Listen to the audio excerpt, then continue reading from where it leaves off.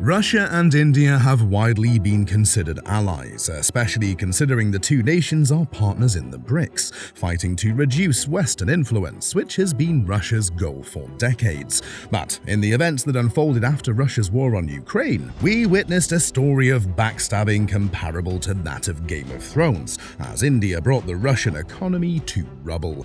But how did India ruin the Russian economy? Stay tuned to the very end to find out. Welcome to Money-Minded World. A Russian foreign minister left for New Delhi, India in April 2022 on a mission of paramount importance, barely months after Russia invaded Ukraine. He had the fate of the entire Russian state in his hands. Its continuation hinged on his ability to negotiate a deal with the Indian government.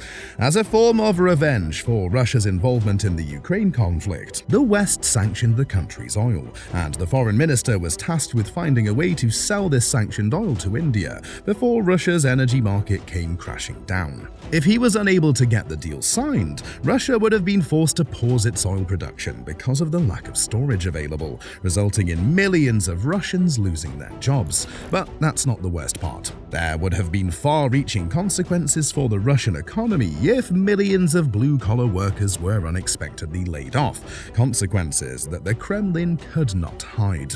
People would have lost all faith in the government, and the anti-war protests would have increased dramatically, to the point where police wouldn't be able to handle them anymore.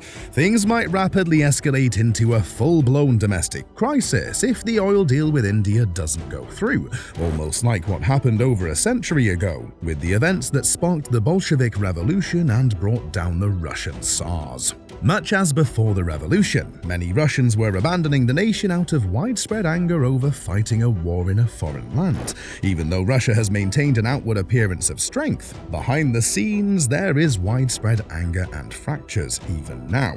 But for the time being, since people still have their jobs, they still have something big to lose if they stand against their government. This signifies the importance of this deal, because if their jobs are taken away, there's no stopping the people from taking Russia back to what previously broke the Kremlin's back. There was a lot at stake for the Russian minister as he made his way to India, and he needed to avoid being the cause of Putin's downfall. He had to make a bargain before he could go home. Russia was in a hopeless situation, and he understood that. But unfortunately for them, India understood that too. Before going any further, smash that like button and subscribe to our channel.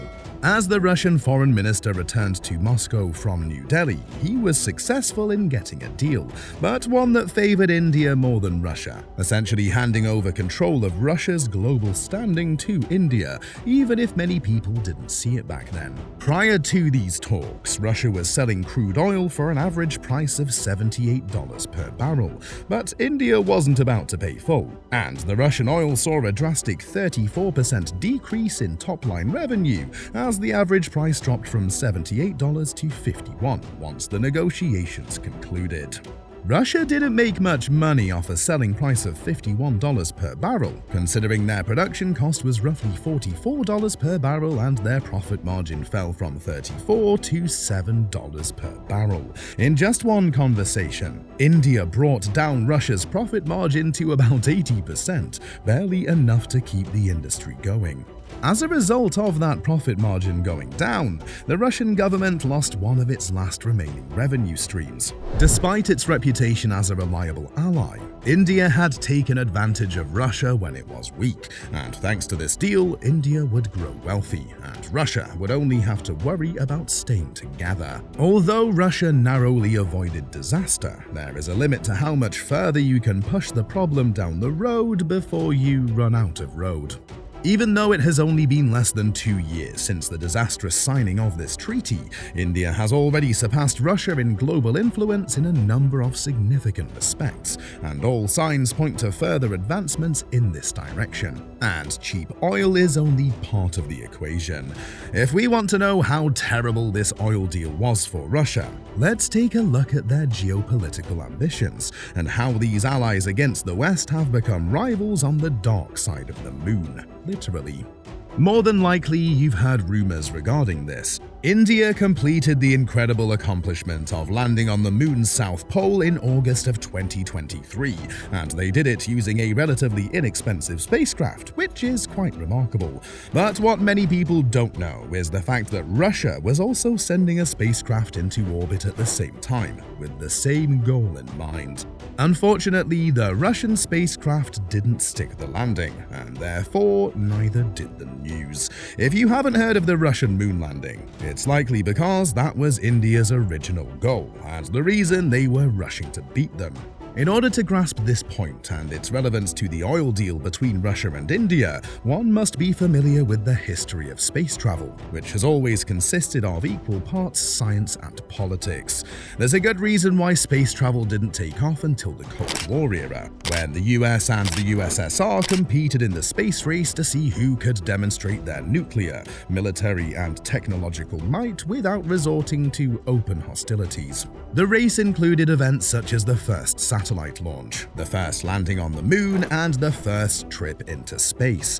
Even though the space race of the Cold War has ended, many are unaware that a new geopolitical race has started, this time between Russia and India. The two countries are vying for dominance in the new wave of emerging market economies, and India is proving to be unstoppable, and its literary imagery is on par with that of the world's greatest poets. As it drew near to its landing spot, India's moon lander flew past a brand new lunar crater. Although it has only been on the moon for a week, this crater will leave an unforgettable mark on its surface. It came into being as a result of Russia's own failed mission to reach the southern pole of the moon, and India swooped in like a bird, gliding across the rubble of Russia and claiming all the credit, and the story gets even better from here on. India planned ahead. This moon landing was carefully planned to coincide with the same day as the Indian Prime Minister's attendance at a BRICS conference in South Africa, focused on emerging markets. Argentina, Egypt, Ethiopia, Iran, Saudi Arabia, and the United Arab Emirates were among the countries invited to join the expanding economic conglomerate BRICS during this meeting, marking one of the most significant power movements ever made by the bloc. As the Prime Minister of India reveled in the exceptional success of the moon landing and used the occasion to elevate India's standing among the soon-to-be member nations, one man was missing from the table: Vladimir Putin. South Africa, which is a signatory to the ICC, would have to apprehend him on the spot had he shown there, but he was unable to do so because of the arrest warrant that the ICC had issued against him. So Modi enjoyed the glamour images as Putin ducked from the gallows, afraid that his own allies would turn him in, sending a clear message to Russia about who has more control over the new markets. India is soaring over Russia's ruined remains to assert its dominance and glory, and I can assure you that it isn't just on the moon, it's on all fronts. The fact that India buys oil from Russia at a discount price is a prime illustration of this. Knowing what's at stake for Russia allows us to view the disastrous oil deal from a different perspective, while taking into account the current geopolitical situation. Ever since the Indian oil deal was announced, Russian state media and numerous Russian trolls online have painted this cheap oil trade, and Russia's relationship with India in particular, as evidence of Russia's continued strength in its struggle against the West. Russia had to spin it as a victory to boost Russian morale as the world turned against them, and the Russian government has spent decades perfecting its art of feeding the Russian people that particular kind of propaganda.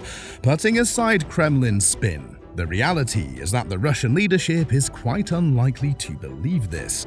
Put another way, Russia wouldn't have had to give India such cheap pricing for oil if the accord had been a true geopolitical victory for Russia, and India would have bought the oil at similar rates to other suppliers if supporting Russia was its true goal. In contrast, India arrived at the negotiating table well prepared and undercut Russia on price to the last rupee, seeking a discount of over 30%.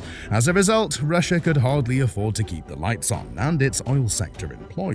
Basically, Russia accepted to work for India without getting a dime. To show how terrible this deal was, we would have referred to Russia as a vassal state if this arrangement had transpired during the Middle Ages, and this couldn't have come at a much worse time.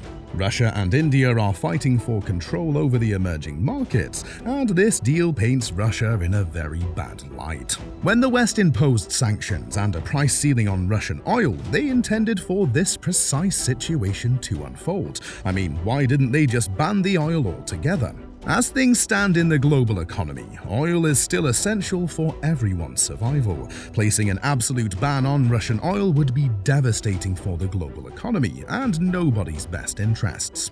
Russia is one of the world's primary oil suppliers, therefore oil prices from the remaining sources would surge. Simultaneously, oil is a major moneymaker for Russia, which means it can afford to keep supporting its war in Ukraine. So, cutting off these revenues to the greatest extent possible is also in the West's best interests, and India proved to be the catalyst. India was handing the West a gift when it bought oil from Russia at such a low price. While the globe would still be able to benefit from Russian oil, the bulk of earnings would now go to India rather than the Kremlin. India has a weak domestic oil-producing industry and has historically had to import more than 80% of its crude oil supply.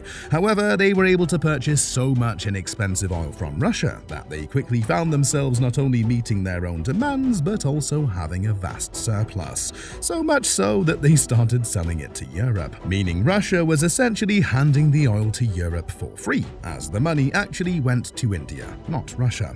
Since Russia has strong ties to China, and India and China are at odds with one another, the West would rather have a powerful India than a powerful Russia.